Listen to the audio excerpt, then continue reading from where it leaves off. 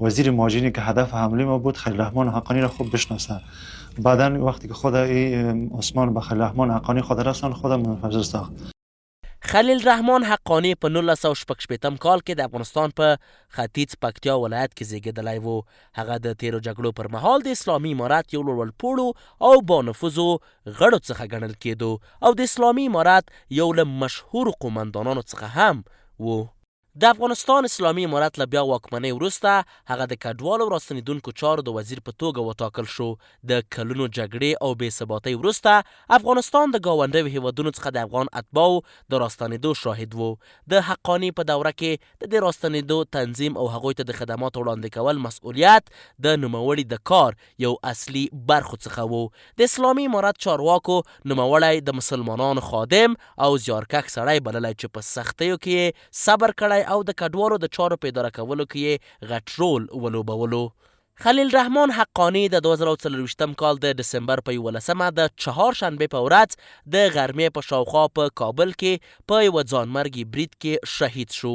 دا پیښه د کډوالو چارو وزارت په انګړ کې وشوه او لږ تر لږه 4 نور کسان پکې ووژل شول.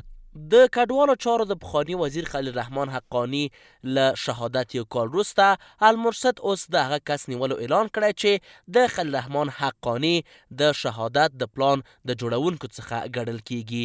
میر حمزه چې اواب په نوم پیژندل کیږي او د بغلان ولایت اصلي اوسیدونکی دی، په یو ویډیو کې اعتراف کوي چې هغه او بریدګر چې محمد نومیږي د داعش ډلې د مشر لخوا د دې برید ته ترسره کولو امر ورته شوی و.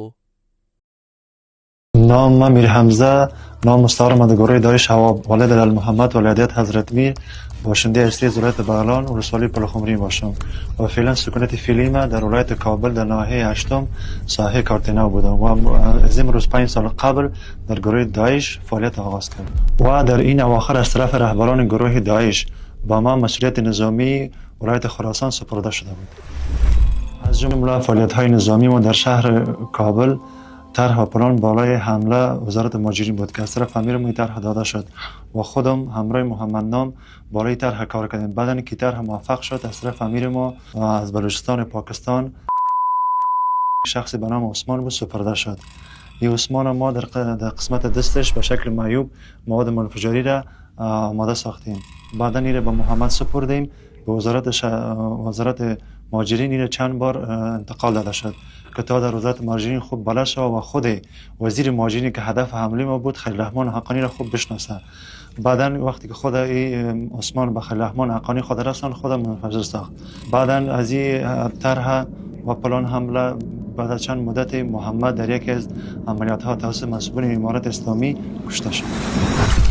همچنان حملات انتحاری و انفجاری که در ولایت کابل و ولایت دیگر افغانستان از طرف گروه داعش صورت می‌گرفت، همین موادهای انفجاری و واسکت‌های انفجاری را من خود آماده ساخته و به ولایت انتقال می‌دادم. مصروف همین فعالیت‌های نظامی در گروه داعش بودم که از طرف استخبارات نیروهای امارات اسلامی گرفته شد. خلیل الرحمن حقاني په سیمه کې له ډیرو جهادي ډلو او مذهبي مشرانو سره نږدې اړیکې درلودې. حقاني یو ډیر بانفوذه او د درناوي وړ شخصیت او جهادي مشر ګڼل کېده. نوموړي په 1980 لسیزه کې د شوروي اتحاد پر وړاندې په جګړه کې هم د پام وړ رول لوبولی. خلیل الرحمن حقاني د افغانستان د ختیځ په ننګرهار او کنړ ولایتونو کې د داعش د ځپلو کې هم فعال رول لوبولی و.